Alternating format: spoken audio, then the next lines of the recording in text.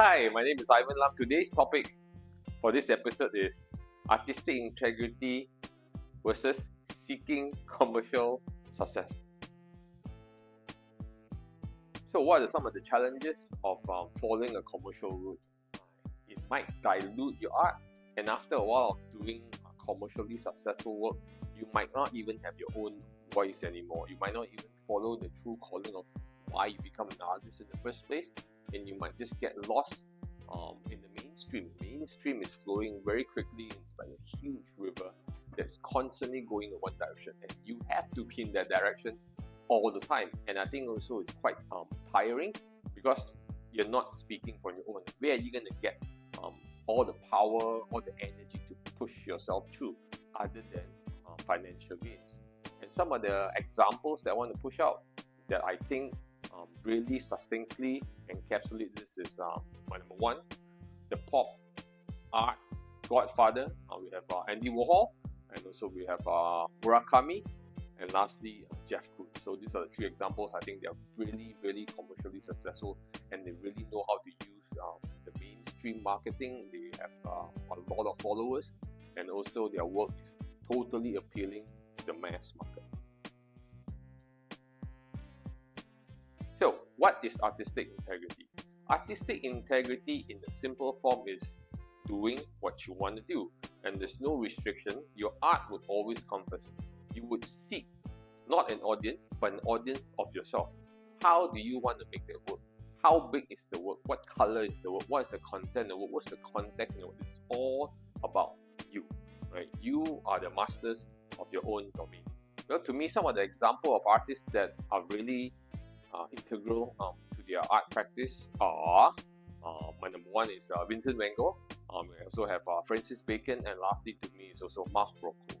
These three artists, right, really stick to their gun and really have a push to their work in regards to the art market, in regards to the pressure of what people want to see. They really only do what they want to do from start to finish. And what are the challenges if you're sticking to your guns?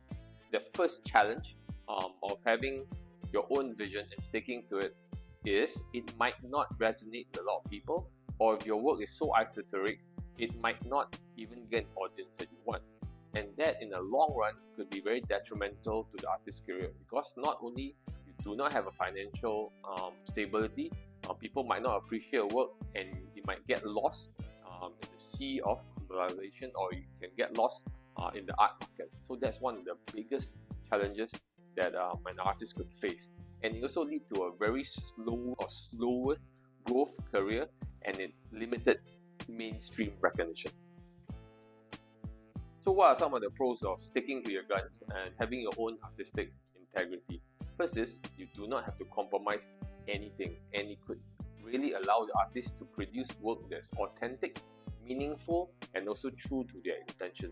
It builds the artist's unique voice and also its reputation, and having a very special relationship with your work.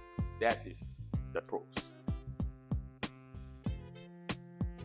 I think there's always this struggle, this innate struggle that you want to do work, you want to make the best art that you could, without compromising anything, without diluting anything. But there's this small little voice, right, that you also want to find an audience that will appreciate your work for what it is. And when the scale kind of tip that you want this audience, and when it starts to tilt to the other side, you so crave audience acceptance, commercial success, then there's this compromise. And I think it's not easy to achieve that balance, and more so that balance is not going to be static, it's not going to be cemented. I think it constantly moves, and then the struggle as an artist, right, is to constantly fight that good fight, to constantly look for the balance that is maybe achievable. That's why there's always this drive of keeping your sanity, right, and making work, and yet you want that certain people will appreciate. You don't need a lot, I think. You just need a few that could appreciate the work for what it is. This topic is not only important to me, but also relevant to artists at some juncture of their career, right? They would face this, right? How can we stay true to our artistic vision and also seeking financial stability, and can we navigate a middle path between the two. So my question to all of you that are watching, right, how do you actually find the path that will align, right, both your financial goal and also your creative fulfillment? So if you could find that balance, right, let me know. How did it all go? Did you dilute your work? Did you find what you are looking for?